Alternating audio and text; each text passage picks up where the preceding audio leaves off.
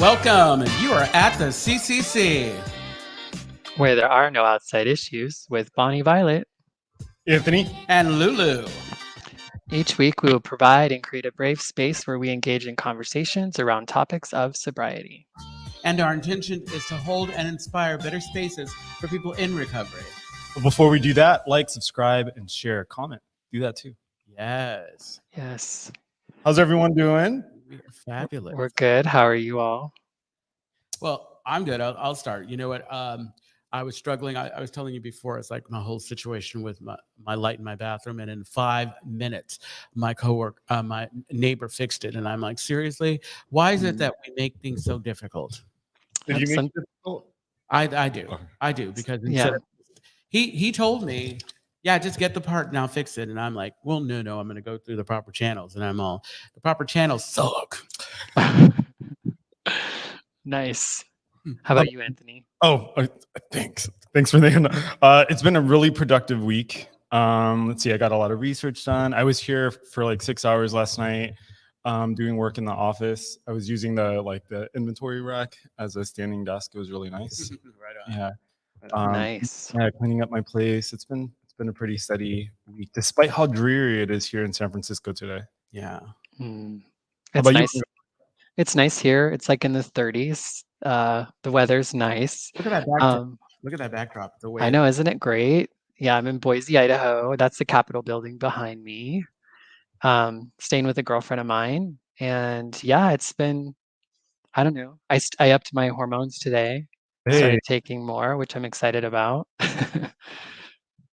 Have you felt like an impact from the uptick?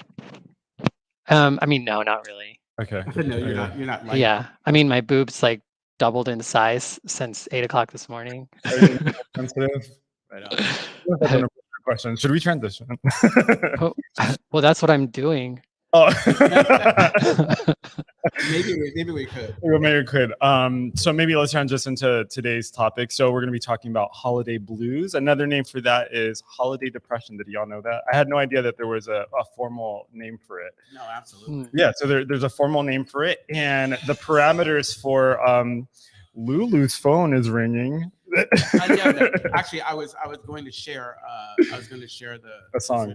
No, I was going to share this video, but we still can. Okay, I didn't plan. Okay. So holiday blues there are actual parameters for it. It happens between November and December, so right around Thanksgiving and right around the holidays for the end of the year, and it tends to taper off after the new year.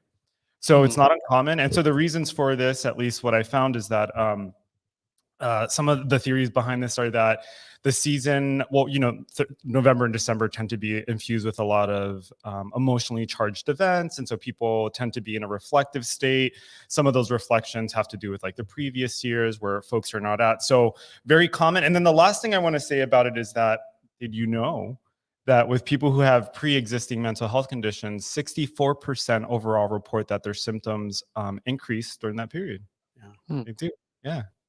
Thoughts? That makes sense to me. Yeah. That makes sense to me. I mean, holidays are hard.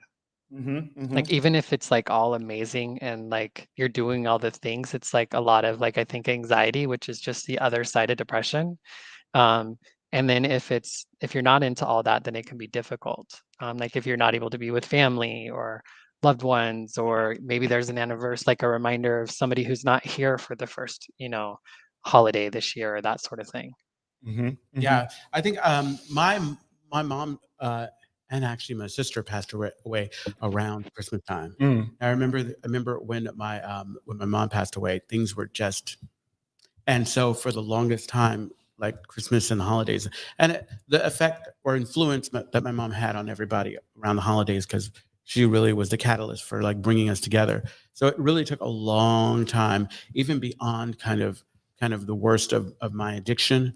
But I think where I'm at with holidays is I don't know if I'm indifferent. I mean, I'm enjoying it. This holiday season is really kind of bubbly, but I'm not experiencing any of the blues. I'm just kind of indifferent. It's like not making any plans, just kind of going with the flow, letting the wind guide me. Yeah. How about you, Bonnie Violet? Yeah, I'm definitely in the blues a bit. I don't know if it's holiday related or not. I mean, I, over the last few years, have done less and less around the holidays, at least, especially when it comes around like, I've mostly been just by myself and not near family and, you know, s- not always feeling super connected to community. And so oftentimes it's kind of like, and I used to do like decorate and like, I used to really get into it. I mean, I remember I was thinking about it earlier today. I was remembering a time when I was like tweaking on meth and I had my whole house done up, like, there was not a place that did not have a light or, some sort of, like, garland or it was fun. Yeah, yeah. Well, for let's see, for me, what's interesting about all of this is that so when I think about the holiday blues, there's a part of me that's like, oh, is it just that the environment is such that, I'm having these feelings because my body is responding to the environment? And if it is responding to the environment, is my mind then trying to attach a narrative to kind of make sense of it, right? Because last year I was thinking about my family, and then of course I was in a tumultuous relationship during the holidays, and now this year I'm associating the holidays with the end of my relationship, and it makes me wonder if my attaching that story to the feelings is just kind of like a symptom of the season. Hmm. You know what I mean? Quite possibly. I mean, it's like, you know, just the way the season feels. I mean, it's nothing's nothing's right. Like maybe that's not the best way to say it. It's like the emotions are already high, and Right. so of course, if you're susceptible or open to it, then yeah, I don't know. Maybe what we don't do is judge it. Yeah. we just we just kind of let it be. Yeah. So then how do the holiday blues then impact your life? What does that look like? Well, I think that and I just dove in. I think that ideally, if I'm really kind of constantly taking my temperature and making sure that I'm paying attention to my own mental health, Mhm.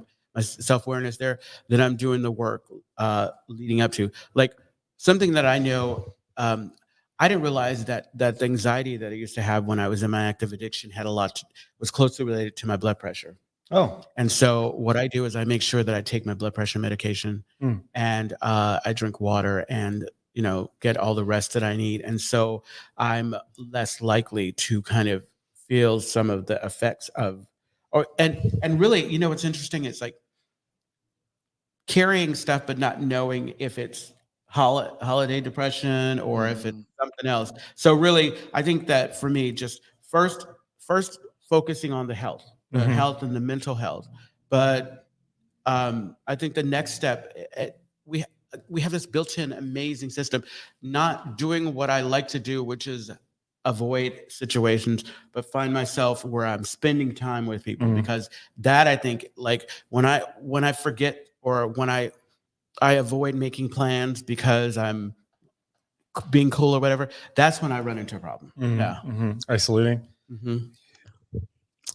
yeah, I've Yeah. spent some of those holidays where I just, like, isolated, and then afterwards, I'm like, "Why did you do that to yourself, girl?" Exactly, calling it solitude. Because you got to know the difference between solitude and isolation. And during the holidays, it's like I think you have to challenge yourself. Or so, let me just speak for myself. I have to challenge myself to, you know, and I don't have to do everything, Mhm. but I get to find a nice balance of it. Hmm. Yeah, that's a really good point, because when I'm feeling that way, there's such a fine line between, am I taking care of myself because I need to recharge, or am I actually isolating and spiraling? Mhm. And if there's anything that I've learned from this past year, just given, all the different things that I've been going through, it's that I have to allow my friends to be friends. I have to allow people to love on me. And the only way I'm able to let people do that is by opening up and being honest about what's coming up for me, even if I feel embarrassed about it, which has been a really big thing for me recently, is having the feelings that come with this season, and then trying to be honest about what that looks like. I Yeah. think I think what's really cool, like, okay, so what you're going through now and the fact Mhm. you're talking about it, I always say this is the way I sort through bullshit. How's that? The way that I sort through bullshit, like I will go to meetings or whatever, and I will unload until I work through it. And the folks who can't handle it will show me through Fuck their 'em. actions. Well, no, I don't want to say fuck, but later that night. Dun, dun, dun. No, what I'm saying, the folks that can handle it will show me through their actions. And that's how I know, okay, you know what?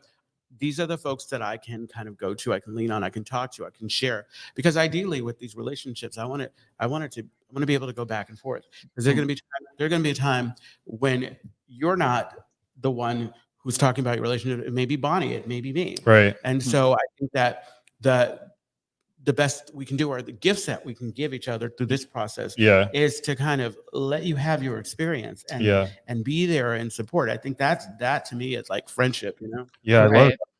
I love that. I'm going through a challenge with the holidays now. Maybe y'all can like give me some insight. But like I came to Idaho like during the holidays with the intention that I thought I was going to get to like spend some time with my family for the holidays, because I came out to my family about being trans in July, and everyone was kind of cool but my dad, and then like my dad, so I thought, oh, by Christmas he'll be good to go. And so he recently said that his gay son could come home but not Bonnie Violet. And so I don't quite know what to do with that, because I don't think he knows what he's asking. Like, it's not possible, but I don't know that he really gets it. And I don't, because he was like not been willing to look at me for years, I think he like has some sort of like whatever in his mind. And like I'm just like the same person. So there's a part of me that feels like if I just go anyway and like he sees me, like we'll be able to like have a conversation, and I'll be able to just like be real with him and be like, I just need you, Dad. Like I just want you in my life, and I love you. And like I'm not it's like it's weird because I'm not expecting anything like from him necessarily. I just want to know that he's like with me, like he's not ashamed of me, like that sort of thing. Like I don't like with transitioning and all that sort of stuff. Like I don't know that he ever has to call me Bonnie Violet or you, she pronouns, or like I don't even know if I really expect that of him, but I want to be able to just bring my whole self like to the table, and no longer will I censor myself around my father, nor let him like take it from me. Because he's done that my whole life. I don't know how intentional. And so there's a part of me, my little kid in me is like, fuck you, no, like I'm Bonnie Violet, I'm coming. And then there's another part of me, it's like maybe he just needs a little bit of time, and he does love you. And then like he's had 2 friends die this week, one as soon as last night. And so like I don't know if I should just like show up tomorrow on the doorstep, or if I should give him some time. Yeah, it sounds like there's a conflict between what your priorities are. So there's a part of you, correct me if I'm wrong, there's a part of you that's like, I love my father, I want to make space for him and his experience, and I also have these things that are really important to me, and how can I sit in the gray and be comfortable? Does that sound right? Yeah, well, I mean, and I think in some ways I've gotten to a point where like I've never been able to say that I need my family, but I feel like I need my parents now more than any other time of my life. Yeah. And and it's hard for them to be there. Mhm. And I've never been able to say that, but I had a conversation with my mom earlier in the week where I was able to tell her, and like I had a conversation with her that I've been wanting to have my whole life, and I was just able to own the ways that I showed up short in our relationship, and I didn't want to do any different, and how I was hurt, and how I didn't blame her, but like it's what happened. And she just kind of like listened, and we talked, and it was like the first time I felt like she was like open to it. And like I want that same thing for my father. And Mhm. I just don't know if that can happen now, or if that will have to wait. And like he just 2 of his friends died. My dad hasn't been really well, and like there's a part of me that just feels like I don't have time to, you know what I mean? Yeah, I do. It makes me wonder, and then I'll leave some room here for Lulu. It makes me wonder, then why now? Like, where's the urgency coming from? Because it sounds like, and maybe I'm hearing something that's not there. Why it sounds like a now or never type of situation. It seems like this holiday right now, this is the most important time that this has to happen. It's it doesn't necessarily, but it's kind of how I had it envisioned. And there is a certain aspect of this situation that I need to do. Like it might not be, me showing up on the step and he's like, hey, come on, love you, like that sort of thing. But it might be still me feeling like I'm showing up and he Mm. says, I'm not ready or Yeah. like whatever. And then I can like do what I want with that, right? Like versus like right now where I just feel like I don't know. And I just feel like for me, like for my little child, like there's this part of me, like I don't know if you guys have ever done like any like inner child or trauma stuff, but like it is like the only thing that I can like it's the only thing going on in my life right now. It feels like it's impacting every aspect of my life and a lot of my ability to just kind of I don't know, move on and have the confidence and like all that I need is all kind of triggered around this relationship that I have with my father. And I feel like if I can do that different, then I can do my whole life different. And I need my family in my life because I want to live a better life. And I know that my life will be bigger and fuller because I have my family in it. Yeah. Yeah. Now, I was going to ask while you were sharing. So, with the conversation you had with your mom, it's like, what did your mom say about you coming? My mom is, one of the things that I told my mom is that I'm not going, like my dad's been talking through my mom and I've been talking through my mom to my dad. And I told her that we can't do that. Like, we don't need to be doing that anymore. So we're not talking really about dad. We might, so like her and my brother are willing to come up and see me tomorrow up here in Boise. Or I was considering going down there and seeing the rest of my family, even if I didn't see my father. And so there's kind of an element too of like losing Christmas with everyone just because of my dad. You know what I Yeah, mean? exactly. The other thing I was wondering, and let me qualify this because I don't want to sound harsh or anything. But you had said that you don't really have any expectations for this, but it sounds as though you do. And when you have like those expectations, even if they're not like obvious, even if you go and it doesn't turn out the way that you want it to turn out, are you going to be okay? Because Yes. okay, Like that I will be okay. Like I am at that point in my life right now where I can be okay. And like I can even be okay with not doing it. Do you and know what I mean? are you able to go and just be there for him? Is I would that love I would love to if you because let me. But it would seem as though like because you got these two dueling things that are that are important, like you showing up and being your authentic self, but and then wanting to show up and be a loving and supportive child, child.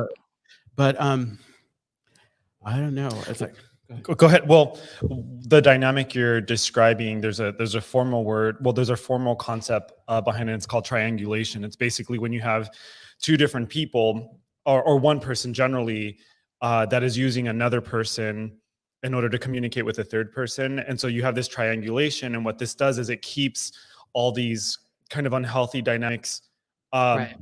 circulating because the thing that is making person say B avoid person A is not being addressed, right? By virtue, right? Because to address that person head on would mean that you don't have this buffer, which means that if you don't have that buffer, what then does that relationship or communication look like? Mm-hmm.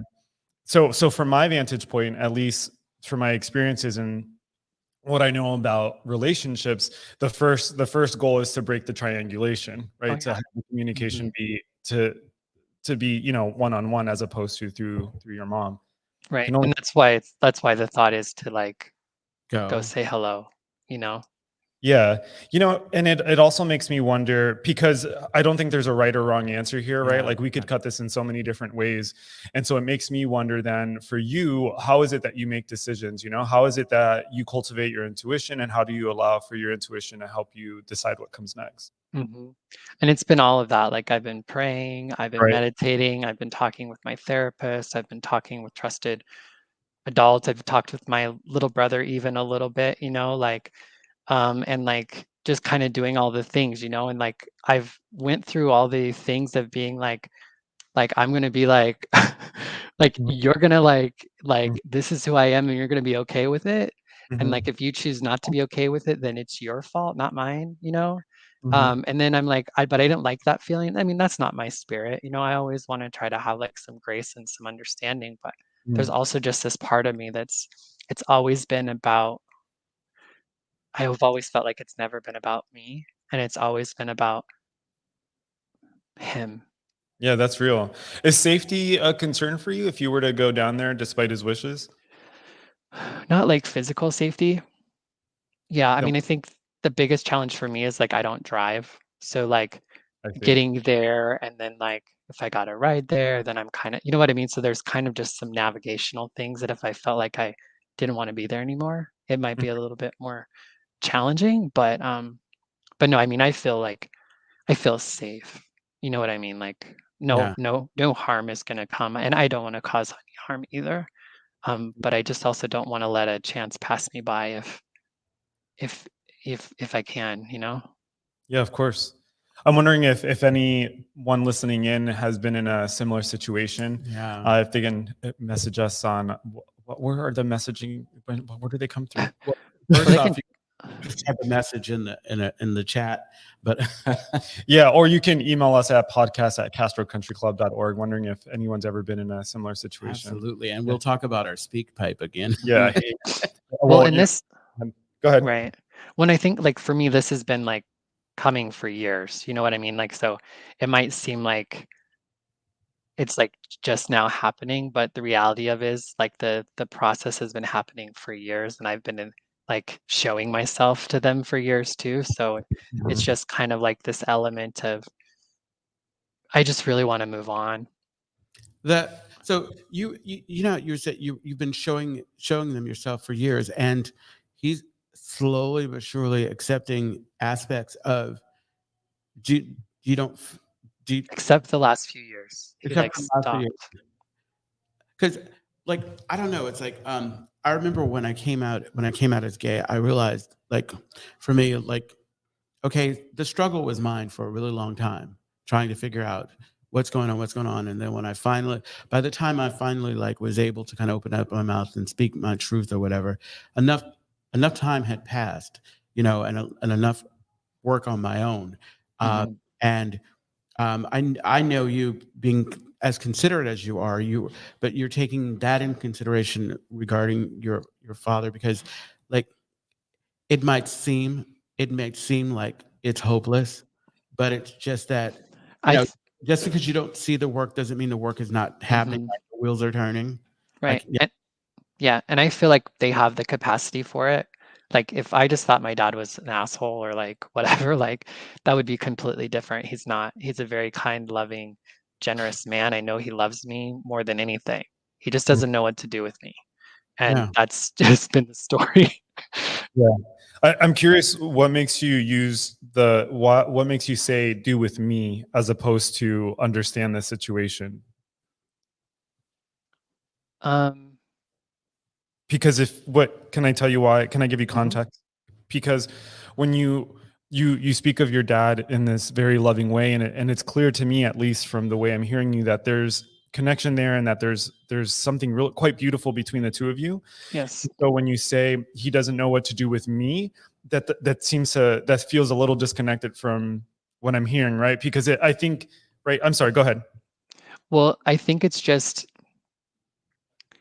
I guess, my feeling is, and I don't like, is that, like, I've been doing the work Right. to be different and to not be stuck in my past or in my wounds or in, things like that. And I don't know where my dad's at, but I feel like like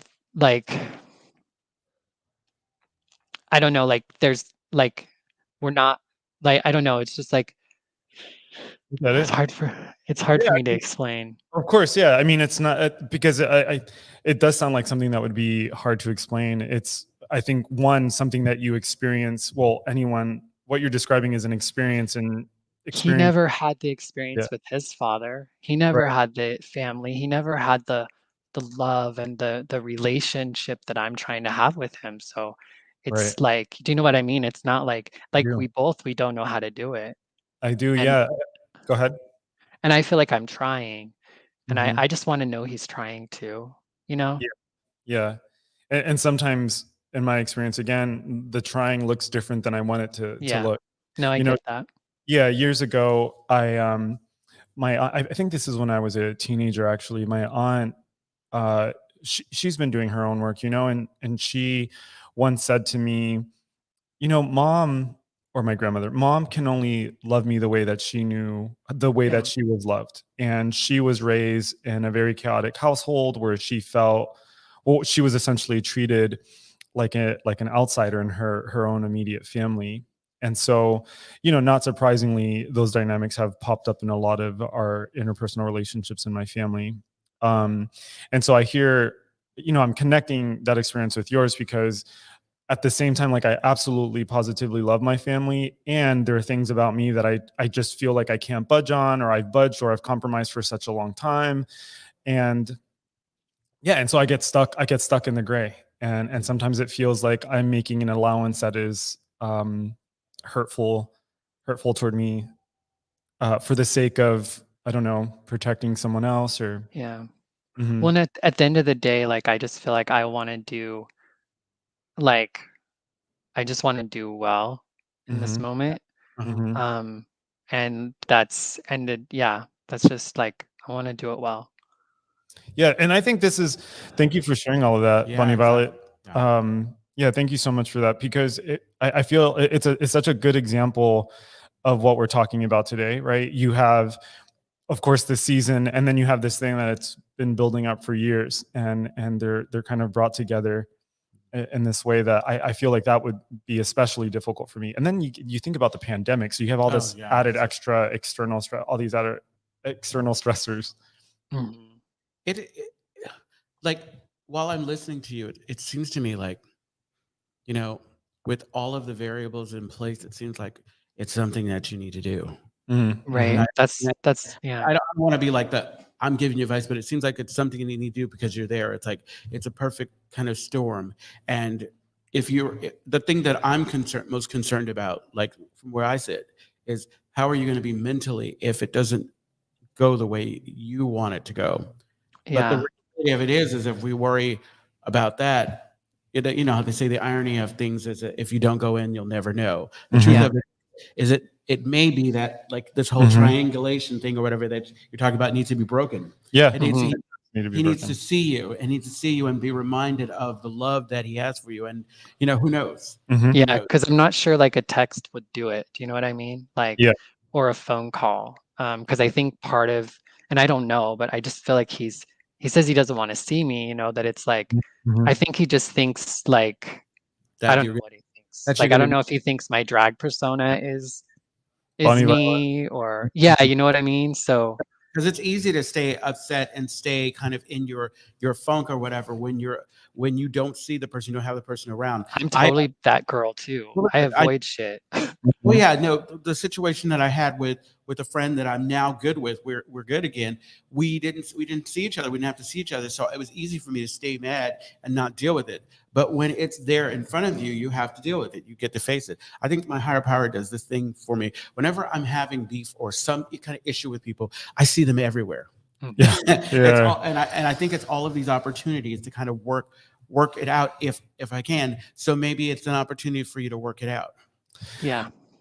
Can I tell you that, as we're talking about this, and I hope this isn't offensive, I see a movie in my head where you show up and it's raining and you're standing in front of your home and your father comes out and you come out and you're both crying and then Oh. you embrace, like, this is the image I see. And but then I was wearing a white t-shirt and too much of my breast showed, and then my dad freaked out and slammed the door, and we didn't talk for years. And then it's like thundering, and Oh my gosh, God. it's this whole thing, and then there's a puppy that gets lost. But it's Right. the same thing that you're talking about that I can imagine that is is a concern for you because I can't help but wonder if, and I'm pretty sure that you've played it out. Mhm. You played it out. Unfortunately, when you play it out, you only have one side of the conversation.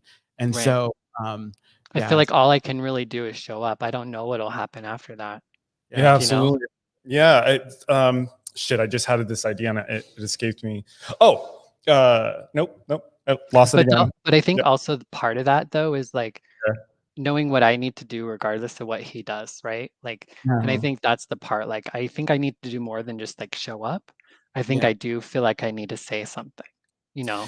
It makes me think. So whenever I talk to my mom, I have to create guardrails. So for me, I talk to someone right before I like schedule this shit out. I talk to someone before I call my mom, and then I have a call scheduled right after because I need something to contain me. I love it. These terms that he has, like dog-eared and everything. Like, Oh yeah. like some people call what you call guardrails bookends. Oh, bookends. Yeah, I think in metaphors. Yeah. No, I lost my I'm thought. sorry. Yeah, no, it's fine. Guardrails, urgency. Mom. When you're talking about things with your mom, you need to create those. I need to have those things with my mom.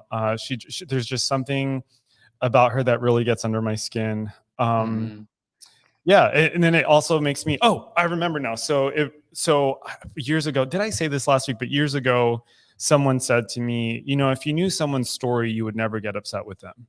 If you knew someone's timeline and all the things, right? Because all of our experiences ultimately inform either directly or indirectly the way we show up to relationships or the way we show up to conversations. And so, arguably if I knew how the chips stacked up for someone, I might not be upset. I might be more compassionate. Except when I think about your situation and times when I've been in that situation myself, it's really hard for me to compromise, or at least do what feels like compromising. Also, we're talking about a perfect utopia. Yeah. Like right. ideally, if I know your story, I can know your story and still think you're an asshole and not feel any Yeah. certain way or whatever. I guess the idea is maybe just to assume that everybody has gone through something and they're going through something. And it's kind of like with the 4 agreements. It's like, I not taking anything personally because what you do is not about you. Just like what's happening with you, what your father is going through is about him. It's not about you. And it's hard to see it because you're so involved in it. But yeah, it's like it's a tough one. Yeah. I think too, and I think it's in the big book, definitely around the step 4 is, we just consider everyone sick, we everybody's sick. Yeah, we pray to be safe from anger. And I think the subtext there is that everyone is kind of just trying to figure things out. As trite and as hokey as that shit sounds, I think is trying to figure things out on their own. But it's really, like I said, that's definitely been difficult for me. When you think about that, it releases you. Like I don't have to try to carry your stuff or figure you out. I mean, you're going through it. Yeah. I had a conversation with my dad this year. It was probably one of the best conversations I ever had with him. I think I've spoken to both of you offline about this, about how it was the first time I felt love from my dad, and I'm fucking 37. So I've gone the majority of my life very angry at him. And there was just one day he called me and we started talking about a lot of these things that I've been wanting to talk to him about for years. And there was this moment where we were talking about my coming out experience, right? And I remember it was a super, I mean, my dad's a big guy. He had just gotten released from prison, and he was born and raised in the hood, so it's a very different communication style. And so we were having this conversation, and my father says to me, because I was like, Dad, like when I came out, I actually didn't come out. His girlfriend at the time had a son who went to my school. I came out I was 14 and I was in the 8th grade. I came out in middle school. And when I came out, I had a girlfriend at the time, and I told her in the hallway after we had gotten out of lunch, and she starts crying and I'm crying and I'm holding her and she's holding me. And I heard someone in the hallway go, "What the hell just happened?" And then someone says, "He just told his girlfriend he's gay." And then that's how her son heard it. Anyway, fast forward, my dad calls me up and he's like, "Hey, what I was told, is that true?" And I was like, "Yeah, it is." And then he flipped out. He got really angry. He threatened me. It was pretty devastating. So fast forward so many years later, and I had this conversation. So again, I'm 37. That was when I was 14, 15 years old. We had this conversation. I was telling him, Dad, one of the things that's been really hard for me to get over is the way you handled my coming out experience. And he said to me, and I quote, he's like, "Well, how do you think that made me feel? What father wants to hear that their son is gay?" And immediately I thought to myself, what the fuck? Like, how did you just make this about you? And of course he went down, this litany of things that essentially justified his response. And then I just repeated to him, "Dad, this is hurtful. Like, I hear what you're saying, but do you see how you're making this about you? And so then my dad, I don't know if he understood it as backpedaling, but he said, he was like, Tony, my family calls me Tony. She's like, Tony, he's like, Tony, I love you. That's it. I love you. And I'm sorry that happened, etc. But, that's been a really confusing situation for me. Well, confusing and not confusing, because he said one thing and then he backpedaled when he realized that it hurt me. So which one of those things is true? Is it true that he cares about me? Is it true that, he really meant what he said when he said he was offended by my coming out? I don't know. Does it matter? Yeah, exactly. It doesn't matter. Doesn't matter, because it's like I would think that this idea of self-correcting, the fact that he was able to, because he could have held on. Yeah, he could and continue with the litany of reasons, and still, because he could have walked away from you still in his feelings about himself. Yeah. But the fact that he said, "Hey, Tony," guess what? I mean, that's pretty powerful. Yeah. I mean, the most beautiful thing that he said to me on that call, I was like, because I was like, I was in tears, and I've never cried to my father in this way. And I said, Dad, as I was rounding out the conversation, I said, Dad, I really enjoyed this conversation, and I'd really like to keep in touch more often. And he goes, Tony, you call me whenever you want, 24/7. You call, I'll answer. And it was really sweet. I remember hanging up the phone and shedding a tear or two. So yeah, and this is a lot of stuff that I've been thinking about this holiday season, as we're like getting ready to round off the year. Next week is the last week of the year. And so of course I've been pretty reflective. Yeah, no, absolutely. No, I just wrote down a topic for it. Oh, for I was lit. Lulu gave me a look. Yeah. Everybody's already on to the next show. Yeah, because I don't know about you, but I am always happy by the time I get to the first of the year and I've made it past without the sinking feeling. I don't end up in the sunken place. Right, for sure. I'm watching this show called Harlem on Amazon Prime, and they have the musical Get Out. And they were doing a number of this sunken place, and I'm thinking, oh my god, oh, so good. It's really funny. It's really funny. Yeah, before we start, well, first again, I want to say thank you for sharing all of that. Yeah, Bonnie, it's like thank you for thank you all. You've always been kind of pretty open, and I think that's a testament. I'm trying. You're doing a great job. So before we transition out, just for anyone out there who might be dealing with anything, I wanted to offer a resource. So Substance Abuse and Mental Health Services Administration, they offer 24/7, 365 days access to resources. You can call them up if you're having the blues or looking for therapy, need information. Their number is 1-800-662-HELP or 1-800-662-4357. Again, it's 24/7 every day of the year, and it's affiliated with it's like a division of government. Mm-hmm. So if anyone is, and if you're like part of any sort of recovery community, lean into it, because there's usually a lot. I know most of my holidays ever since I've been in recovery have been with other sober people, and some of my best times in the holidays were then. Oh, same. Absolutely. Yeah, and we have ironically, we have the CCC. The Castro Country Club is just an amazing resource, and also a lot of recovery houses have alcothons or meetings, nonstop meetings and opportunities for people to kind of chill and hang. Yeah, I'm here so often, and I'm starting to get a little uncomfortable.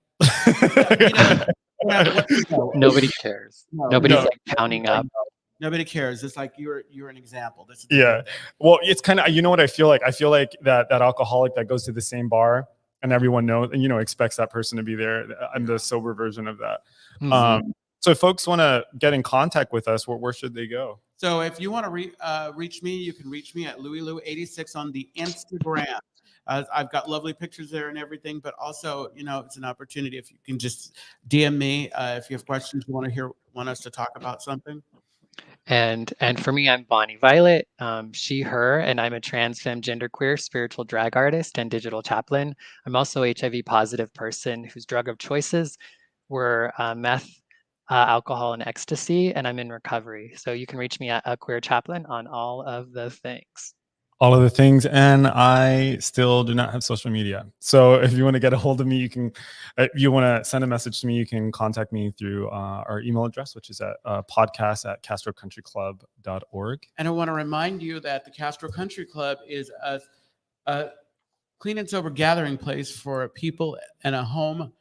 You want to try again? I want to say Start over. Home. Okay, yeah. The Castro Country Club is a clean and sober gathering place for all people, and a home for the queer community, recovery community here, located in the heart of the Castro district in San Francisco. And we endeavor to be a space where all can seek wisdom, serenity, courage, and joy. And you will find more information, as it said on the screen, at www.castrocountryclub.org. Right. Go ahead, Bonnie. No, go ahead. Oh, well, the other thing I wanted to add is, if you have some ideas about things you want to hear, any responses to things that we've talked about, please, again, shoot us an email at podcast@castrocountryclub.org. And if you have shit to talk and you want to email us, anything on your mind, use that email address. What's that? Yeah, or you can also leave us a voicemail on our pipe. You just gotta reach out for our pipe, the speak one. You can meet me at a club at night, and you can leave. And then we can capture your voice and use it on the the podcast. Yeah, and if we're allowed to do that, please give us permission. And we want to remind you that none of us, we are not representatives for any program. We just are speaking from our personal experiences with recovery. That's right. Don't sue us. So that we're also not giving any mental health advice. Absolutely. If you need a therapist, get a therapist. Get a therapist. Come on, this is not therapy. We just are trying to encourage everyone to have conversation. Yeah. And you can join us next week. At least we're going to do our last episode of the season next week on Tuesday at 4 p.m. Pacific Standard Time on YouTube and Facebook at a Castro Country Club. And then we're going to take about a month off or so, kind of regroup and come back with a whole new season for you all. Exactly. And don't forget to like, comment, subscribe, and follow us wherever you listen to podcasts, and share with your friends. Yeah. We care about you. We love you. We'll see you soon. Thank you. Happy holidays.